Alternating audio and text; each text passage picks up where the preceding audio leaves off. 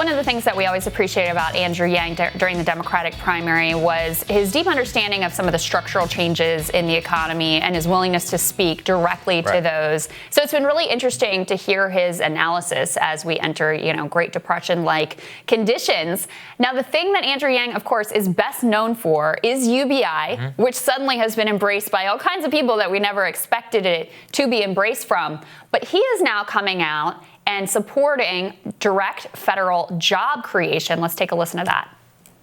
If we don't do anything, their future is bleak. That's why we need a new Marshall Plan scale initiative to get millions of Americans back into the workforce, to rebuild the country. We should be hiring healthcare workers, people to literally rebuild the country in the form of a giant infrastructure plan, a mental health initiative, anything we can do to get people back to work, because we're in a deep, dark hole that will not resolve itself without some massive intervention, and that should be led by the federal government.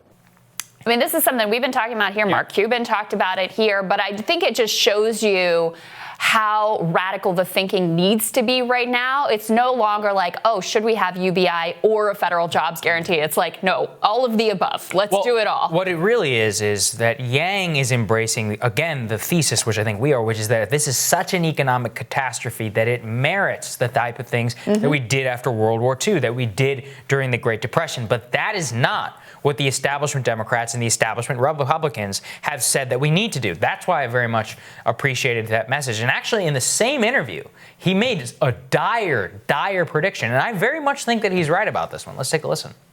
And we have to face fact that 42% of these jobs will not come back. You're looking at essentially long-standing or permanent job loss of 15 million plus. And for reference, the Great Recession cost us less than 9 million jobs. So you're looking at something almost 2 times the Great Recession permanently.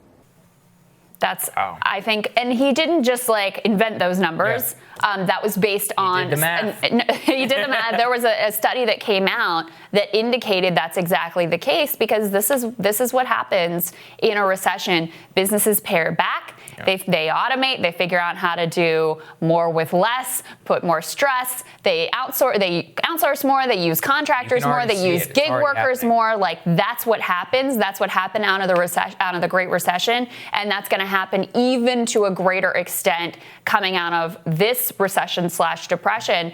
And we saw we've seen obviously the fallout from the Great Recession, but one of the stats that I always paid a lot of attention to is that the majority of the jobs that were lost in the Great Recession were middle income jobs. And as we started to recover, the majority of the jobs that were gained were low income jobs. It's that continued hollowing out of the middle, continued bifurcating of the economy, and that's what he's really speaking to. Yeah, it really is. And you can see that, he just very accurately described, and I think he's correct about the level of economic devastation and what it will take to crawl our way out of this thing.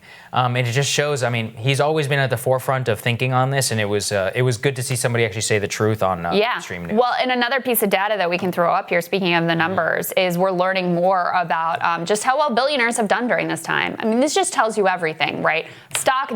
You want to know why the stock market is high? Look at this right here, that quote that I grabbed from Twitter, stock market's just a graph of rich people's feelings. There you go, right there.